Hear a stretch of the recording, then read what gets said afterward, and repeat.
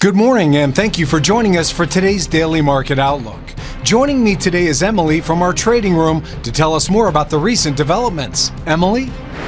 The dollar index was lower after US President Donald Trump paused new tariffs on Mexico for 1 month after the country agreed to reinforce its northern border with 10,000 National Guard members to stem the flow of illegal drugs, Trump said. US manufacturing grew for the first time in more than 2 years in January, but recovery was likely to be short-lived after President Donald Trump imposed tariffs on goods from Canada, Mexico and China at the weekend, which will potentially further raise raw material prices and smart supply chains. Wall Street's main indexes pared losses as US President Donald Trump delayed new tariffs on Mexico after his orders to levy steep tariffs on 3 countries sparked a global scramble to safe haven assets earlier in the day.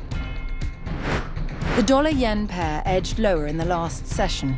The ROC is giving a positive signal. The Bitcoin-dollar pair skyrocketed in the last session.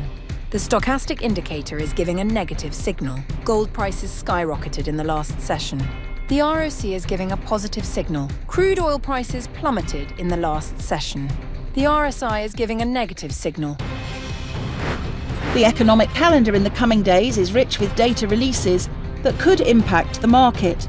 High-impact events will be especially significant, but even moderate and low-impact updates can add to the bigger picture of economic trends. These key data releases may set the stage for market movement. Investors should plan for possible volatility, ensuring strategies are adaptable and informed. We hope that you've enjoyed today's Market Outlook. On behalf of all of us here, we wish you a productive trading day. Be sure to log in tomorrow morning for the latest news and events from the financial markets.